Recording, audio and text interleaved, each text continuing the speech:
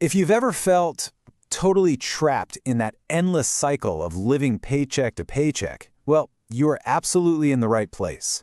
Today, we're diving deep into Chapter 1 of Robert Kiyosaki's legendary book, Rich Dad, Poor Dad.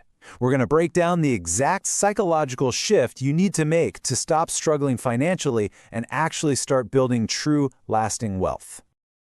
Today, we're going to dive right into something that completely flips how we look at wealth. We're breaking down Lesson 1 from the classic book, Rich Dad, Poor Dad. And the big takeaway, the rich simply don't work for money. I want you to just imagine a 9-year-old kid looking up at his dad and asking, "Dad, can you tell me how to get rich?" I mean, it's a huge question, right? But that exact moment, that innocent question, is what launched Robert Kiyosaki's entire financial journey. So how exactly do you get rich? It all started with that childhood question and, well, a pretty harsh realization. You see, young Robert and his buddy Mike were actually left out of a beach house trip with some classmates. Why? Because Jimmy's mom drove a brand new Cadillac, and Robert and Mike, well, they were considered the poor kids. Ouch, right? But that sting of being left out, that is exactly what sparked this burning desire in them to really understand money. Which brings us to their very first lesson. And it involved working for basically pennies. Mike's father, who becomes the rich dad in our story, offered to teach them.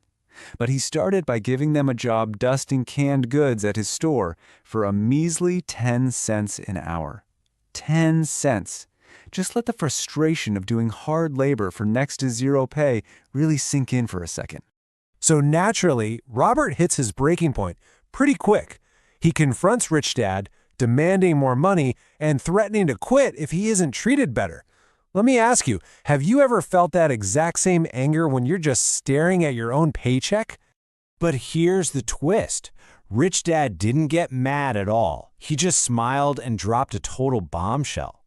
He said that quitting or getting mad and demanding a raise is exactly what most adults do, and it's exactly what keeps them permanently trapped. And that trap, it's completely psychological. It all comes down to fear and greed. Let's walk through this emotional loop slowly, because it's absolutely crucial to understand.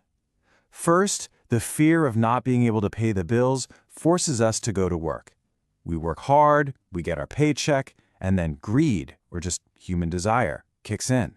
We see things we want, we spend the money, and boom, the exhausting cycle restarts. And we often sit around blaming the boss or just hoping for some magical big break. But that's just a comfortable illusion.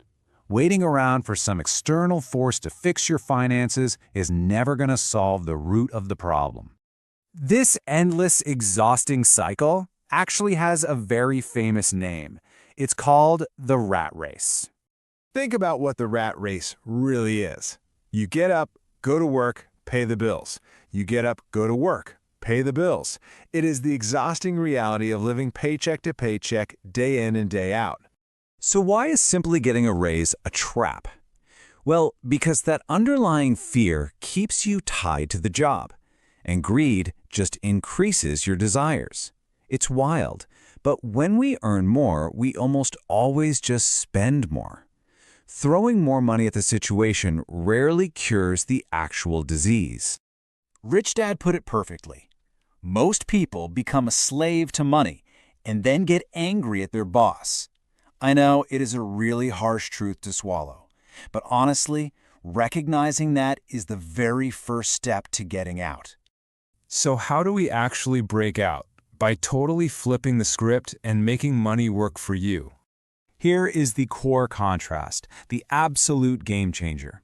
The poor and the middle class work for money, but the wealthy, they have their money work for them.